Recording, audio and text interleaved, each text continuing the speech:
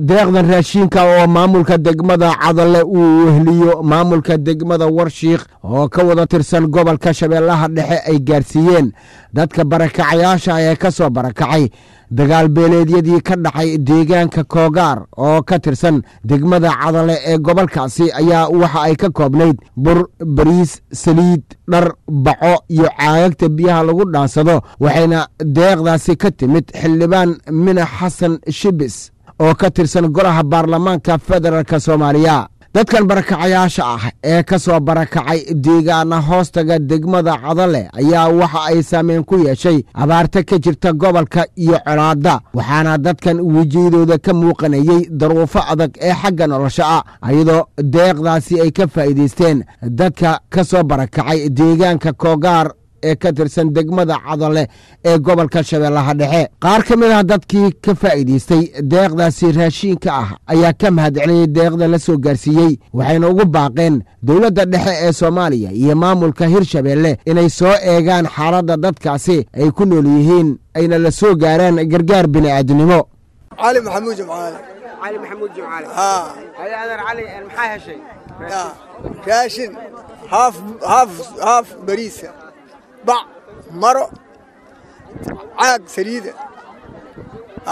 إلهي وإذا كان إلهي أنا وصاقات إذا كان نسيسان دقال كم جيون غير هلا إذا سيو سمام هان وكلا سيسان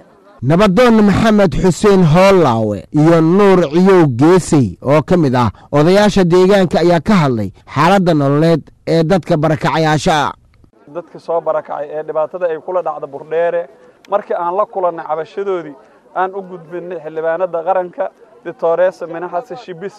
aan u sheegnaa dhahnay Dictores ay dadka waa dhibaataysan yihiin dhibkaana ay qabaan rooba soo socda xilli roobada lagu jiraa xilliga roobaad marka waxa waaye waxay xoolaha ku ankorsadaan male hoygay gili lahaayeen waa ka gubto soo barakacay geed caday ay joog ay fadhaanaan dhahnay markaan cabashadii u geynay si fiican ay uga soo jawaabday marka waxay noo keeneen shay isugu jiro dhowr nuuc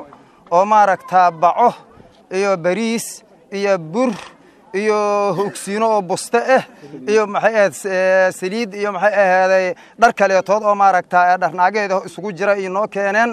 alxamdulillah shukr rabbil caalamiin waana qaadanay gudoomiye ku xigeenka arrimaha siyaasadda iyo amniga degmada Cadalle ee gobolka Shabeellaha Dhexe Xuseen Muxiidiin Cabdulle ayaa ka warbixiyay baahiyaha ay qabaan dadka barakacayaasha iyo waxyaabaha ay soo gaarsiiyeen gargaarka bilaadanka ee gargaarka intaba waa la idin maqan yahay waxa idin maqan Ilaahay weyn ka suko waa dictooradda intaana waxay tiraahday waa horumarka waa intiyareed maaha wili faano la faraka maqadno